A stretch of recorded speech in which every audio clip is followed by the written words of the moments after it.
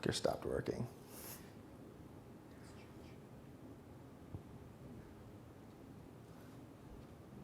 Maybe it's the battery.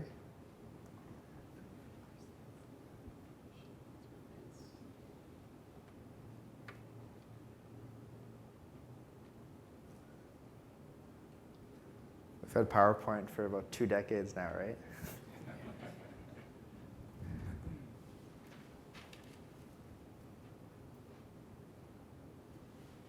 Thank you.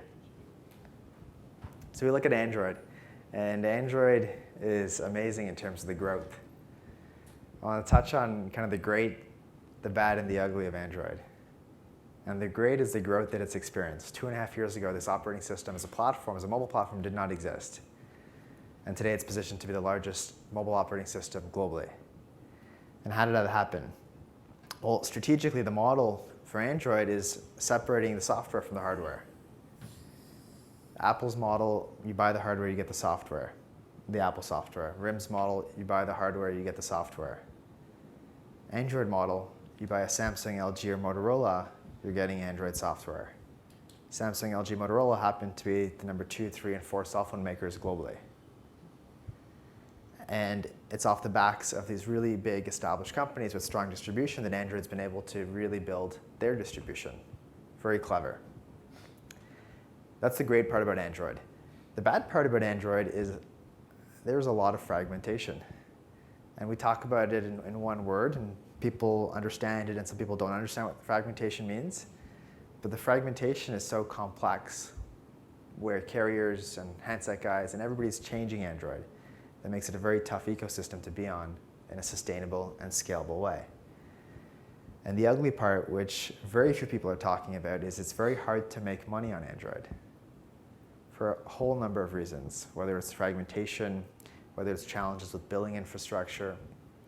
When you look at how much money is being paid out by the handset app stores to developers, Apple is actually number 1, RIM is number 2, Nokia is number 3, and Google Android is number 4.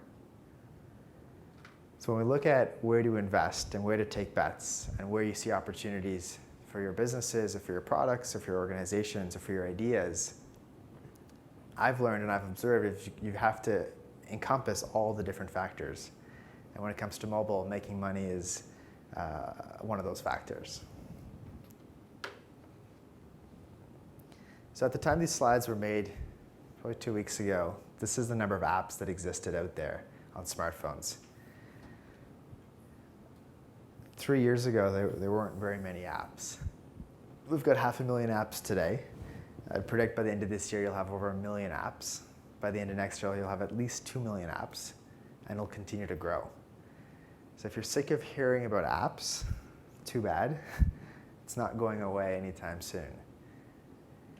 And up until now, it's been apps for smartphones, and you're seeing apps on all these devices and different distribution channels for apps. We're going to see apps on tablets. And tablets are going to extend beyond the iPad. Today, it's very much an Apple-dominated space. But you've got RIM and HP and LG and Samsung and Motorola, Acer, Asus, all these companies launching their own tablet devices. And we're going to see tablets everywhere. This is a device that we didn't think we needed. Some argue we still don't need it, but we're all using it, and if we're not using it today, we will be using it within the next 12 months. And that screams opportunity, because you've got all these devices getting out there, and now what do consumers